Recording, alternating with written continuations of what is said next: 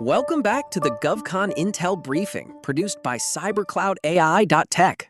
I'm Alex, and with me, as always, is the brilliant Maya. Today is June 10th, 2026, and we're diving deep into the federal landscape to bring you the most critical signals for your GovCon business.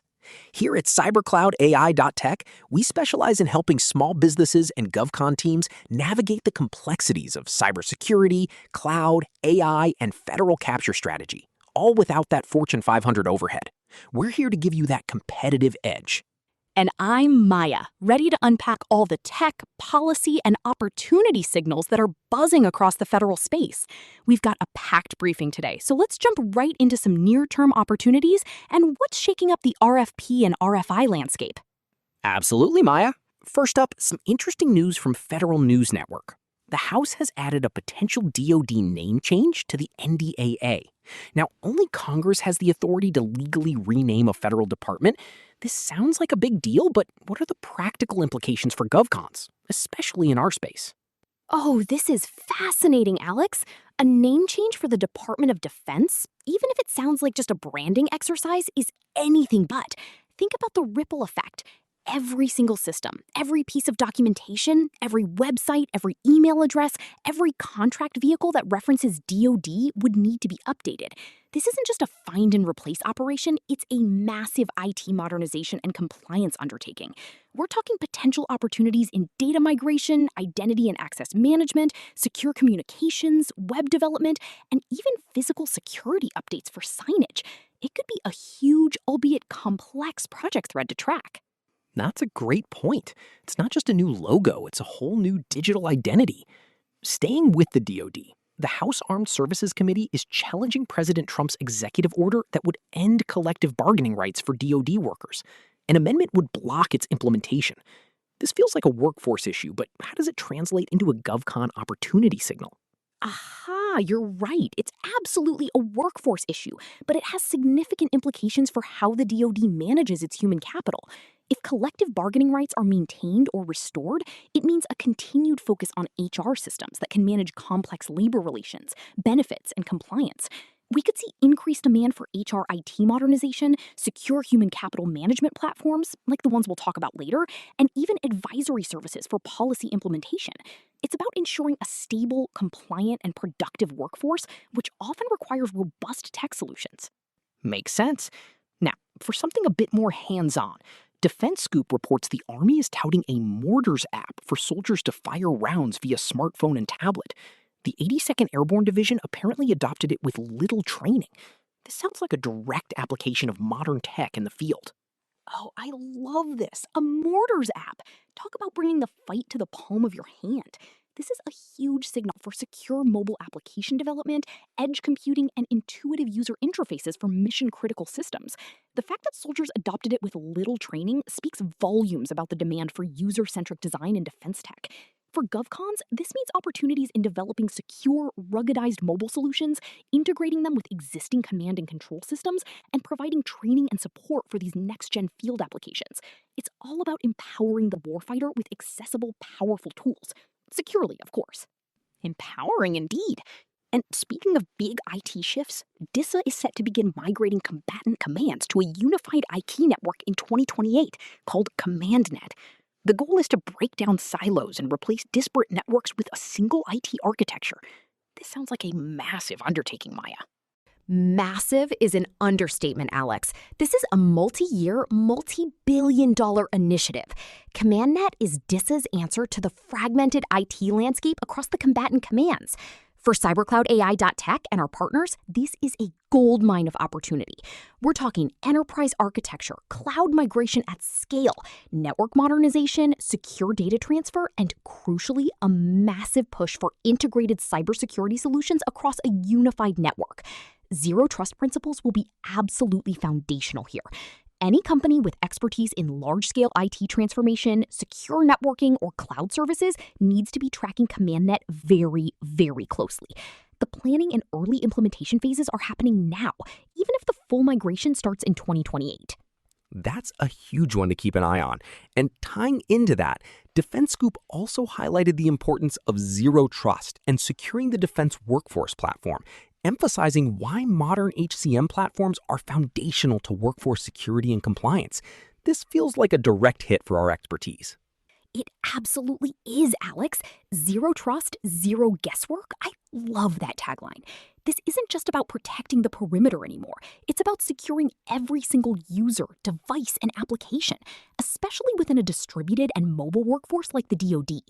Modern human capital management, or HCM platforms, are no longer just for HR.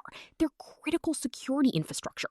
Opportunities here include implementing zero-trust architectures for workforce access, integrating identity and access management solutions with HCM, ensuring compliance with evolving security mandates, and providing secure cloud-based HCM solutions.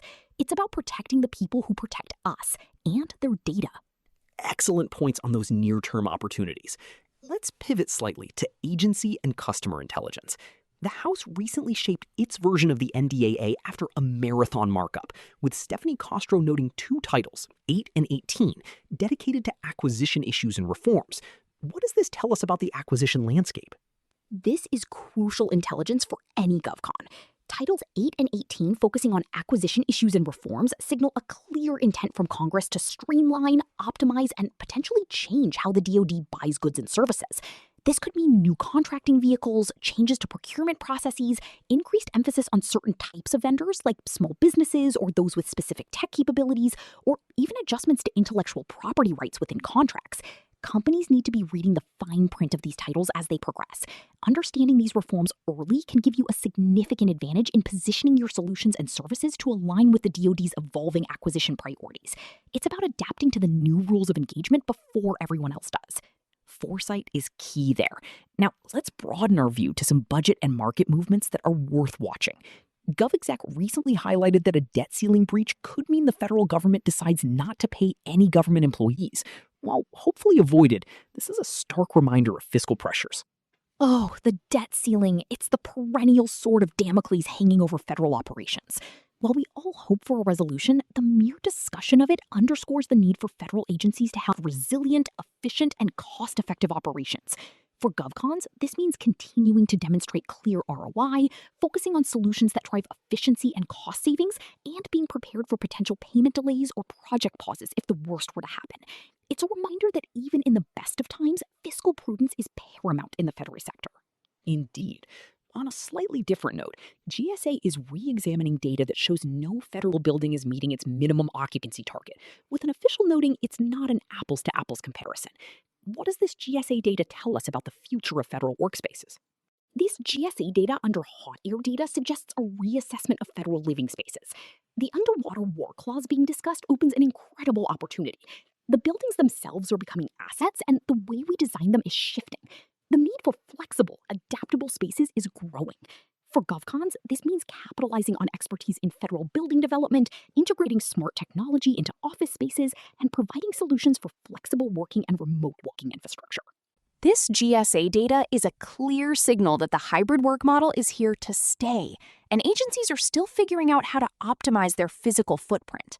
The apples-to-apples comment suggests they're struggling with consistent measurement, which itself could be an opportunity for data analytics and visualization services. For us, this points to continued demand for secure remote work solutions, collaboration platforms, virtual desktop infrastructure, and even smart building technologies that can optimize space utilization. It's about making federal operations efficient and secure, whether employees are in the office or working remotely. That makes a lot of sense. Another workforce concern. Federal News Network reports that federal science agencies are facing a generational loss, according to a nonprofit, due to deep cuts in the Trump administration's workforce overhauls. This is a serious concern, Alex. A generational loss in science agencies means a brain drain, a loss of institutional knowledge, and a potential slowdown in critical research and development. For GovCons, this could translate into opportunities to fill those talent gaps through staff augmentation, providing specialized technical expertise, or even developing AI-powered tools that can help capture and leverage existing knowledge before it's lost. It also highlights the need for robust knowledge management systems and training programs to onboard new talent efficiently. Shifting gears to customer experience, the SSA chief says things are getting better after long waits, citing a 75% cut in phone wait times and fixed website issues. This shows a focus on citizen services. Absolutely, Alex. The SSA's improvements are a testament to what focused modernization efforts can achieve. This signals a continued emphasis across government on improving citizen-facing services through technology. Think about opportunities in customer experience platforms, contact center modernization, AI-driven chatbots for self-service, and user-friendly web portals. It's about delivering government services efficiently and effectively, and that often means leveraging modern cloud and AI solutions to streamline operations and enhance user interaction. And a critical cybersecurity update. Federal News Network also commented that federal vulnerability management is stuck, but a patch wave is coming anyway, urging agencies to update patch timelines to reflect that disclosure to exploitation windows are now measured in hours, not weeks. Oh, this is a huge one, Alex. Federal vulnerability management is stuck? That's a stark warning. The reality is, threat actors are moving at lightning speed. This isn't just about patching. It's about proactive vulnerability scanning, automated patch management, continuous monitoring, and incident response. For GovCons, this means massive opportunities in cyber automation, security orchestration, endpoint detection and response, and managed security services. Agencies desperately need solutions that can accelerate their patch cycles and reduce their attack surface in near real time. It's a critical, urgent need. Very urgent indeed. Finally, CISA Chief Nick Anderson detailed hiring progress and the AI BOD, emphasizing ruthless prioritization as the agency tackles threats. What does this tell us about CISA's direction? CISA's focus on ruthless prioritization is a clear directive. They're facing an overwhelming threat landscape and need to be incredibly strategic. The mention of hiring progress and the AI BOD, that's the AI Binding Operational Directive, tells us two things. CISA is building its internal capabilities, especially in AI, and they're pushing AI governance and security across federal networks. Opportunities here include supporting CISA with AI security expertise, developing secure AI solutions, and helping agencies comply with the AI BOD. It's all about securing the nation's critical infrastructure and federal networks against advanced threats, with AI playing an increasingly central role. That's a comprehensive look at the landscape, Maya. Now, let's distill all this intelligence into 3 practical capture actions our listeners can take right now. Absolutely, Alex. First, closely monitor the NDAA's progress, especially those acquisition reform tidies 8 and 18, and any language around DoD organizational changes. Understanding these legislative shifts early allows you to proactively adjust your capture strategies, identify new contracting vehicles, or even anticipate changes in agency priorities. It's about getting ahead of the curve. Great first step. What's next? Second, deep dive into specific agency technology initiatives. We talked about the Army's Mortars App and DISA's CommandNet. These aren't just one-off projects. They represent broader trends in mobile-first defense, secure edge computing, and large-scale IT modernization.